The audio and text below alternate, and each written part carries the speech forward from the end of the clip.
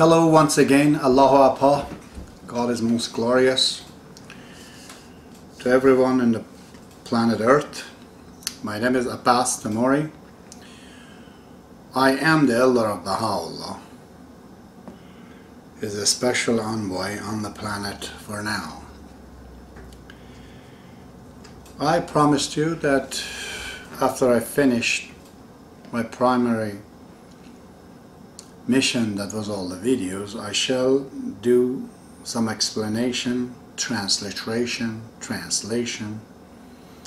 of one of the most important writing of Baha'u'llah in my opinion, which I call it the eternal revelation of Baha'u'llah, because it shall remain forever. In any religion comes billions of years from now, these things will not get old. In Persian poetry, there are several ways of constructing poems, one of which is called Mathnavi.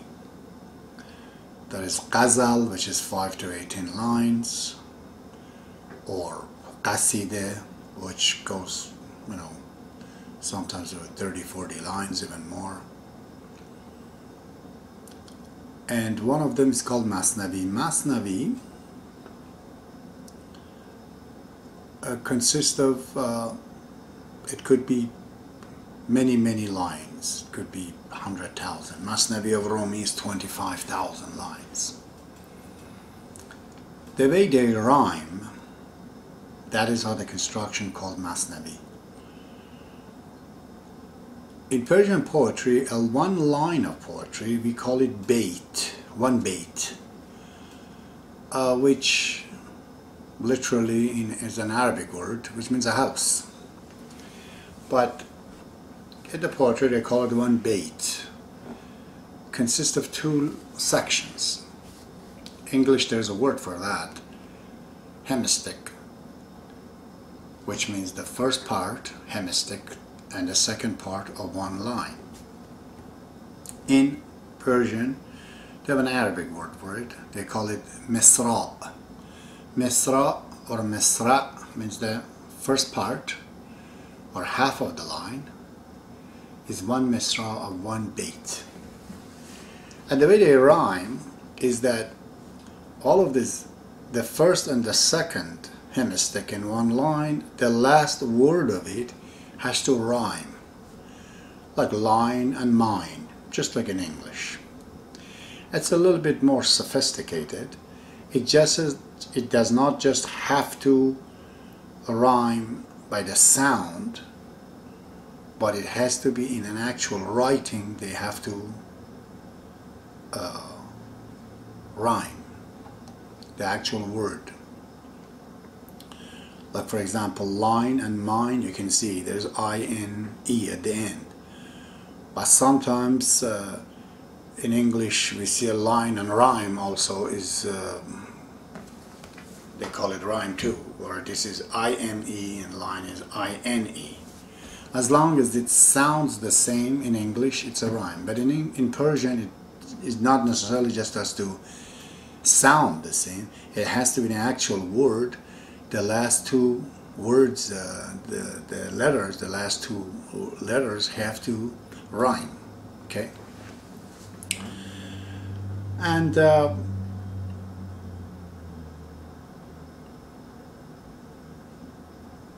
there have been few Mathnavis, many Mathnavis have been written in Persians.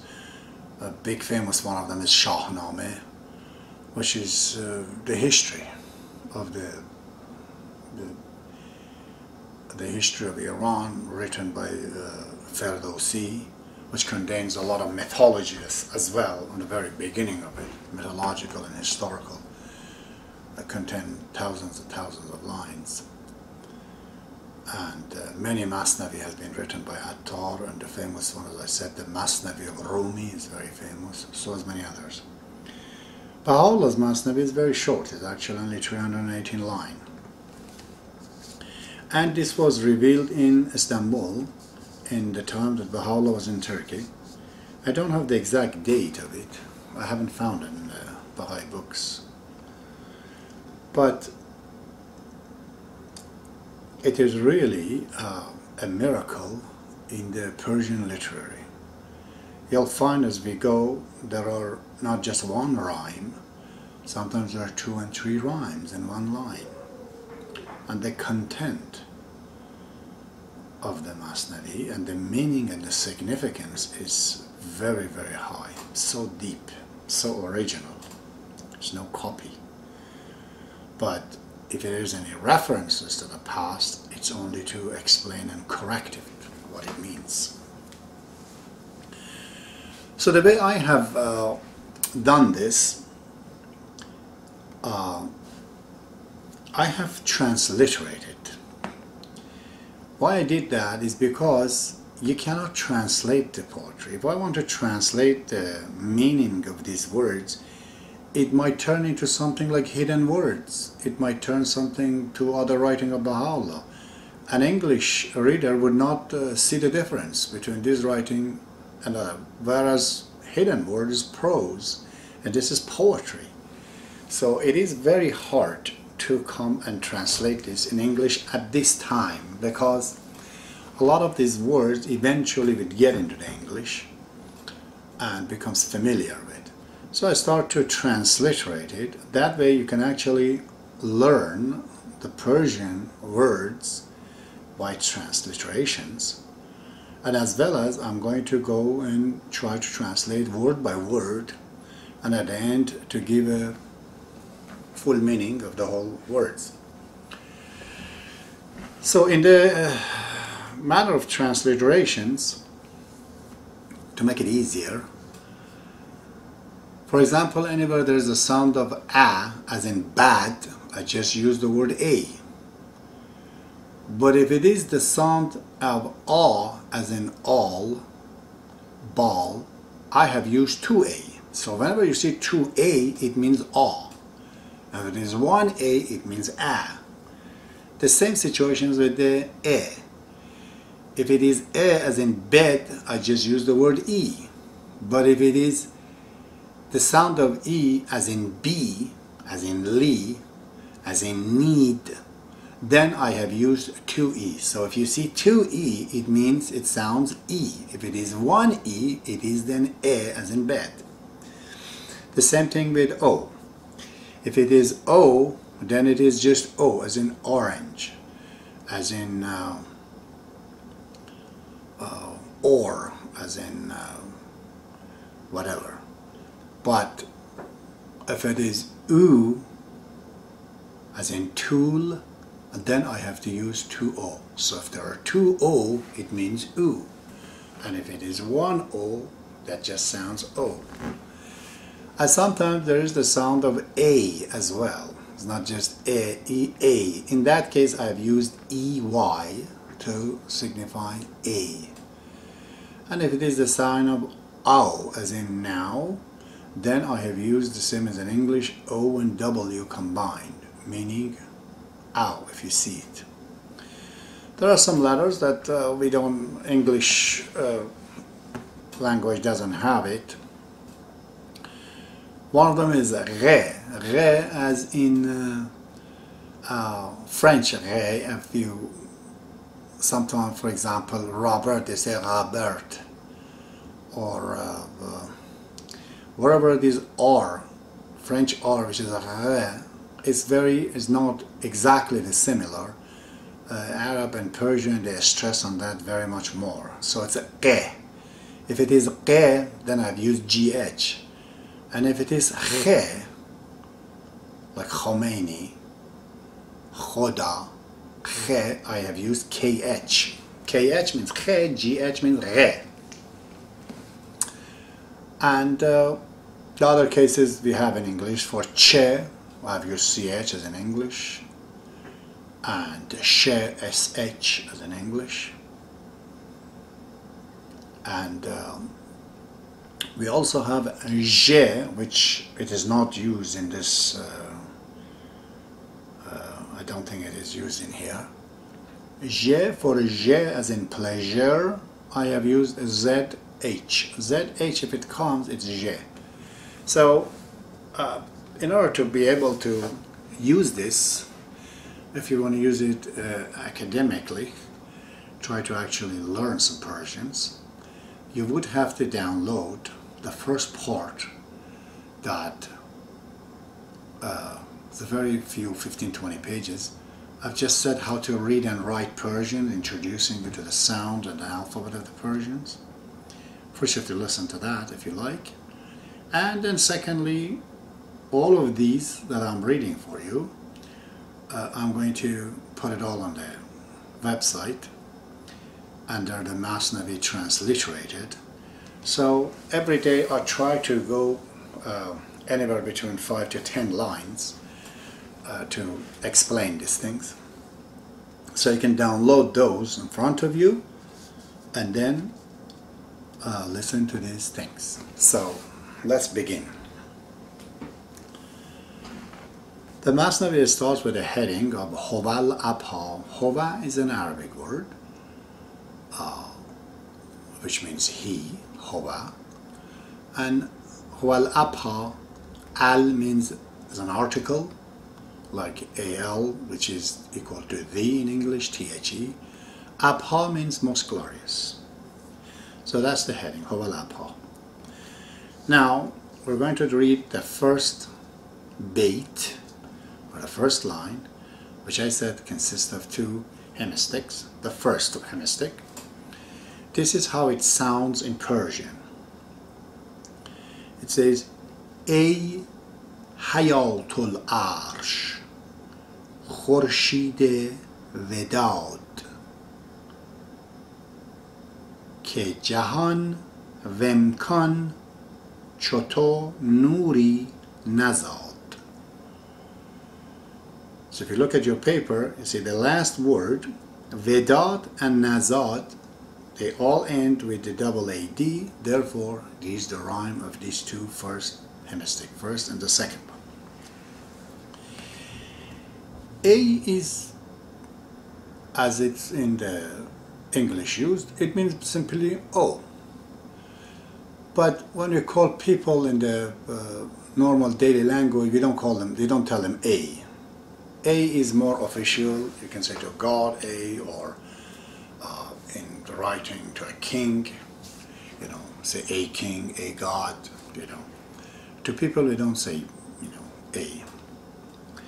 The other simpler form of it is Ya. Ya is also means A. So Ya is Arabic, A is Persian, so A means O. The second word is Hayatul Arsh. Now the combination of these two words is an Arabic combination, because Hayat is, to begin with, an Arabic word used in Persian, which means existence. Hayatul Arsh, this AL that comes in the beginning is the article, which means THE, the. Hayatul Arsh means the Arsh. Arsh really means throne, but not the throne of the king. This is the throne of God.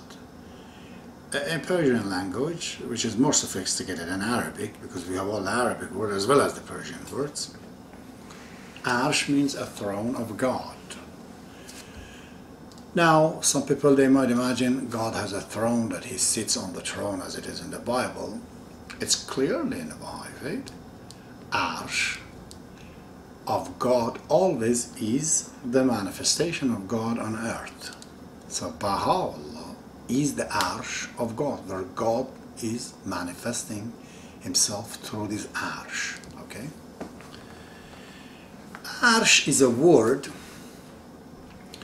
If you use an antonym of that, we have lots of time in the writings, whether Persians or the Baha'i, we use Arsh of Arsh.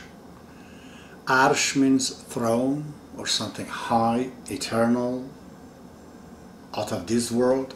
Farsh, which means carpet literally, also it means ground. So Farsh means this existence, material existence. Arsh means the existence beyond the Farsh, is above, exalted level. So A Hayatul Arsh means O, existence of the throne. So we have to discuss this. Then Baha'u'llah goes to the next line, the same hemistich. He says, Ey hayatul arsh, O existence of the throne. Khurshid vedad. Khurshid means sun, literally. Arab to use the word shams. Khurshid is a Persian word. And I have put under the D a sound of E. In Persian, if you want to use an adjective, the sounds of E comes in. So, Khurshid Vedad, we can say. We have to say Khurshid de Vedad. This E means of, really. It is not a letter, it's a sound, so it's have to literally to go under the last letter of the Khurshid, which is D, and the E comes at the end, becomes Khurshid Vedad. So in the Bible, we hear it says, God is love, God is wisdom.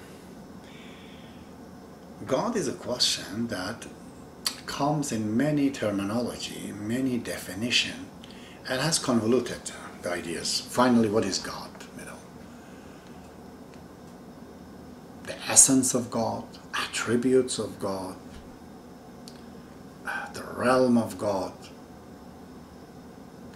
So many things we hear. But we are going to discuss this. So, Baha'u'llah is not referring to an existent. He says existence. It's two different things. He says hayat, which is means existence. He doesn't use the word hay. If he would have used hay, he would refer to this as an actual living things. But he does not use that. He doesn't say hay, which means a being, a person, personality, persona, an existent. He used the word hayat, which means existence. O existence of the throne, something out of this world, of the material. As I said, ash is an antonym for farsh, which means the other level of existence. On that other level of existence, the highest things would be the arsh. The next life, there's the spirits, there's all kind. But the highest part of the next existence, next level of this material existence, which is the other side, it would be the arsh. It's the highest part. But he's talking about not a being. He's talking about an existence. This is very, very important. Very, very important. And he calls it, he gives it an attribute. He calls it the son of Vedad. Vedad means love. Vedad means affection. Many words comes from it, like mawaddat means friendship. Ved in Arabic, V-E-D, ved, is one meaning for love. The usual word love, which is ishq, does not have a very spiritual tone. It did not have in the past time. That's why Qur'an never used the word love. It meant not actual eternal love. I just want physical love, called ishq. Qur'an uses the word hub, which means again love, but friendship. So here Baha'u'llah used the vedad, which is again affections, friendship, kindness. Khurshid Vedad, the son of kindness, the sign of friendship, the sign of, the son of. Now he goes on to the second hemistich. He says, Ke jahan vemkan, choto nuri nazad. Ke means that, like in English, T-H-A-T, Ke. Jahan vemkan. If I had to be writing this in a form of a prose, I could not say Jahan vemkan. I would have to say Jahan va imkan. But there are rules in the Persian poetry that the imkan, which starts with A, the A is omitted in order to make the symmetry and the length of the poetry correct. You cannot say ke jahan va imkan. It goes, the rhythm, it goes outside of the rhythm, outside of the form. So you have to say ke jahan vemkan. In this case, I'm not saying va-imkan, I say vemkan. I'm omitting the letter A in the beginning of imkan. I omit A and I simply say vemkan. So he says ke jahan vemkan. Ke means that, jahan means universe, ve, which has to be called va, but in poetry I'm using it here to pronounce it as ve, it means simply and. Imkan is an interesting word. Imkan again is a reference to this life. Possibility. Imkan means possibility. Okay. It means a place that is tangible. Possibilities.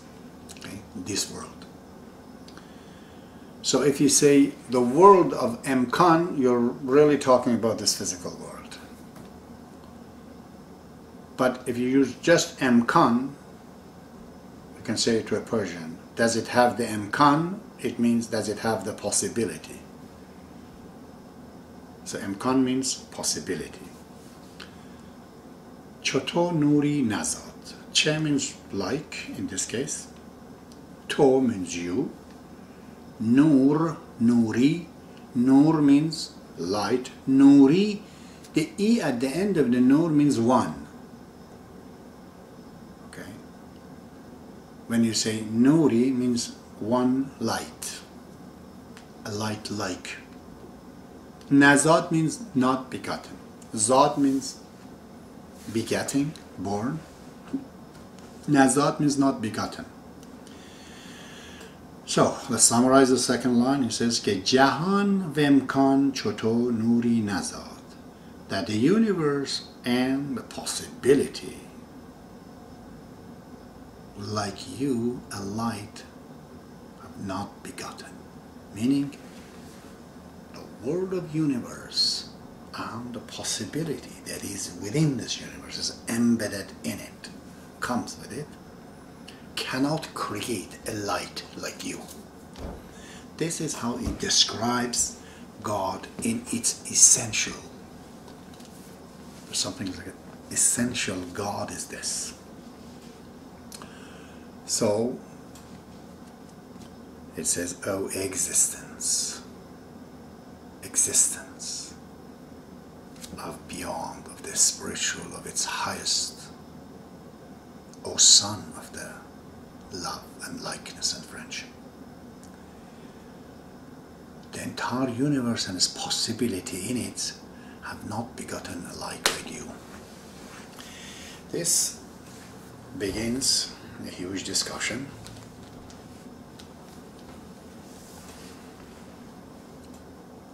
In this universe, which we call it Jahan, Jahan is big. It is not referring necessarily to the material world. It refers to everything after God, also the next life, the life after, the life after. All of it is Jahan. Within this Jahan, in this life and the other life, there are possibilities. I've used that in the explaining the theory of the evolution in the Baha'i faith. The Baha'i believe, as we see the universe, as we study it, there are materials and there are possibilities. Possibilities are formulas. There are two hydrogen and there's one oxygen. There is a possibility also that these can mix. Two hydrogen can fill the last orbit of the oxygen, becomes 8. Because such a possibility exists, we have water out of the two. So water is a possibility that by certain way of mixing hydrogen and oxygen, you'll get it. So that is the possibility. Baha'u'llah says The entire universe, materials, the spiritual, whatever that you have, and the possibility that's in it combined, they cannot create God. God cannot be made by this universe and its possibilities. That brings up a very important matter. If something cannot be created, that thing cannot also create. To be a creator, you have to be created.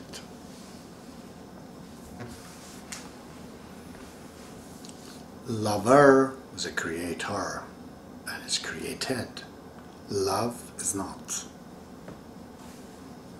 Existence is different from existent. Life is different from alive. A live person is a person. Life is something else. God in this way is defined by Baha'u'llah as to be the source. The source. And that source cannot create. It is the source. Creator is something else. It's not God. Not in the Baha'i faith. In the Baha'i faith, it's also in Islam, Shiites. Ali, the successor of Muhammad, says, to understand perfectly, he says the Godhead, you have to take away all the attributes from God. You can't say God is kind, God is creator, God is anything. Anything you attribute to God is wrong, Ali says. Then you haven't understood it, he says. And the Baha'i faith, the matter is very much elaborated by Abdul Baha. So many tablets we have that Baha'u'llah says in the name of God who is sanctified from all names and attributes. You cannot really give him attributes. Because the moment say God is creator, he has to get involved into some action. Creation takes time. Then God gets mixed with time. You have to be created to be a creator. God is not created, therefore it cannot create.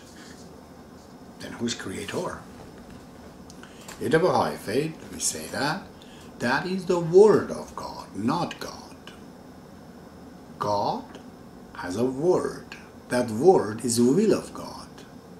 That is the one that creates. And Baha'u'llah, Jesus Christ and Muhammad are the embodiment of the will of God, not the God itself. No. Shawqi Effendi says, do not associate Baha'u'llah with the essence of God. That's total blasphemy. God is way beyond any comprehension that any word from any creator, from any creature to be applied to. I will have a simple example for you. It's like Walt Disney and Mickey Mouse. Walt Disney has made Mickey Mouse, but Mickey Mouse is not Walt Disney. And the idea that went into the head of Walt Disney, or it was his willpower that told him that take your hand and draw this, that is not also Walt Disney. So as far as the world of the cartoon concerns, Walt Disney is an absolutely and hidden things to Mickey as in no way for him to understand. Nothing. You can't even say that it's created. It is created by the will of Walt Disney, not Walt himself. It's just an example. So it becomes a better understandable. But in the Baha'i faith, we cannot say the creation or the will is God. No, there is a clear distinction in that. God cannot be associated even with his will. His will cannot be associated even with his creation. So the creation of this universe is through the will of God. And the Bible says, in the beginning there was God, and then God had a word. And creation came from that word, which is the will of God. Okay? That we call the primal will. what is this God? It's a very strange thing. So God without the will is a dead God. It's just a source. The big source of water, big source of life. On its own is nothing. It's like a man, if he's dead, it's nothing. A live man has a willpower, has a soul. The soul of God, the willpower that comes from God, that is what has been manifested by Baha'u'llah, by Jesus Christ, by Muhammad, by Lord Krishna, by Mahatma Buddha, and by all these major prophets of God, or even minors. So, therefore, this universe, whatever that we see or can see, even billion times we die and go on, all of it is incapable of creating the source. The source is the one that everything comes from it. But the source has to be known by his will. This is a very important thing. I remember one day my son asked me that. I said, Father, why can't we create God? Look, we have willpower, we're intelligent, let it be 1,000 years from now, couple thousand years, I don't care. We will be able to create machines that can change the entire planet, can get the whole thing. Easily a machine that can create from the very prime matter, like from oxygen, it can turn it into different molecules and finally get a DNA and create a person. So that is God. If God is the creator of man and creator of this planet and creator of his life, we intelligent beings can actually get to the point that create a machine, a system that can do that. My answer was very simple. Thanks God convinced him. I said to him, son, there's a flaw in this, and that is my opinion. And that's a fact, that anything that an intelligent being makes, anything, it could be man in this planet, could be other creatures in other planets, anything that an intelligent being makes, anything whatsoever, another intelligent being can improve on that. And that's prime directive. The creations of a creator can be improved by another creator. And if you call man the creator in this case, whatever a man makes, another man can improve on it. Therefore, man cannot make God.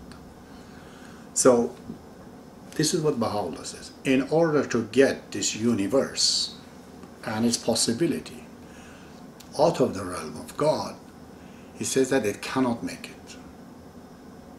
Baha'u'llah says in this line, Jahan, universe, Imkan, possibility, and Nur, a light like you, cannot be gotten. The universe cannot beget a light like you. Cannot make it.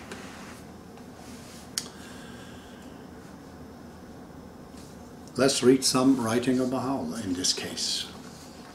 And from the book of Iran is very important. Baha'u'llah tried to explain what God is. In the second part of the book of Certitude, my favorite, he says to every discerning and illuminated heart, it's evident that God, the unknowable essence, the divine being, is immensely exalted beyond every human attribute, such as corporeal existence, ascent and descent, egress and regress.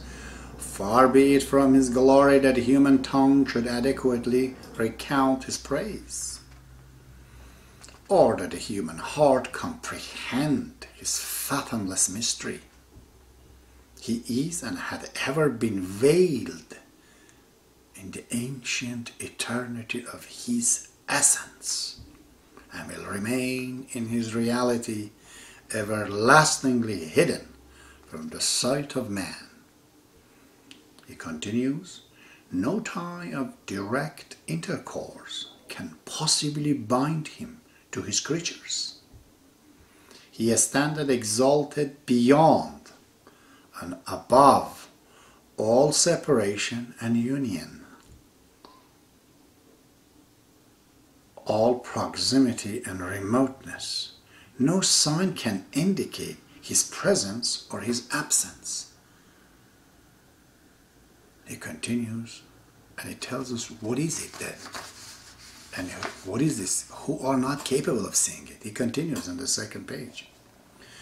All the prophets of God, included himself, and their chosen ones, Abdul-Baha, Shoghi Effendi, whoever was chosen by the prophets of God, all the divines, the sages, and the wise of every generation unanimously recognized their inability to attain and to the comprehension of that quintessence of all truth, and confess their incapacity to grasp him, who is the inmost reality of all things. This is the bottom line. He says everything, all things, this pen, me, this building, sun, everything, the very innermost things, the very starting point, that is God, he says. And me, myself, he says, I don't know. This is one place Baha'u'llah says, I don't know. It is like all of us are made of the element hydrogen, isn't it? In the beginning of the universe, it was just hydrogen. Even before that, it was just particles. Aren't we made out of the particles? Yes. Do we know what they are? No. We're made of something that we don't know what it is. Yet we're made. We can exist on a combinations. I'm a combinations of the properties put together. My body. And I don't know what it is that I am combined of. Myself. Everything is a combination of God. But yet, no one knows what is it is original. The chaos theory says that if you break down things, you could go to infinity and you will not find the beginning. The word of Shoghi Effendi. This is material. All these scientists, all this great knowledge, we will never find out this is. What is the block building of the matter? Never. Baha'u'llah says that it's infinitely going. This is within an atom there's a sun, within that sun there's another sun, within that sun there are other sun, till forever, it says. So it seems the whole universe is like a tube. You open this up, there's another one, there's another one, there's another one. It's a tube we're going in there.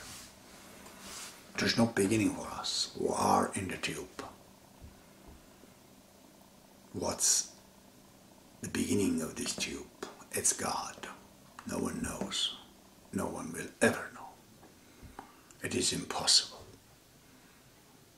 You have to become that to know God. In that case, then you are God. You have to dissolve, break down to the point of only God himself knows.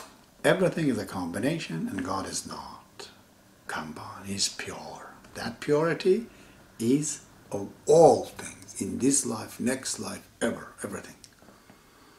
Baha'u'llah says it is not possible. He uses, again, people look at it. He says all the prophets of God, all the prophets of God, all of them, they cannot know what it is. So this is pretty much closed there. But yet, in the books of many books, especially in Qur'an, it says in the day of resurrection you will see God. What God is this now? What is it that we're going to see in the day of resurrection, according to Quran? Imam Ali, which is the successors of Muhammad, he has a pretty strange word. He says in Arabic, Lam abattu rabban lam arah. I shall not worship the God that I have not seen. I have to see the God to worship him. Which God Ali has seen? That he says, if I don't see it, I will not worship him.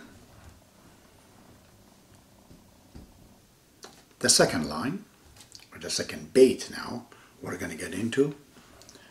I'm trying to bring these videos not more than half an hour because it's going to get too big otherwise, and this poem would go forever.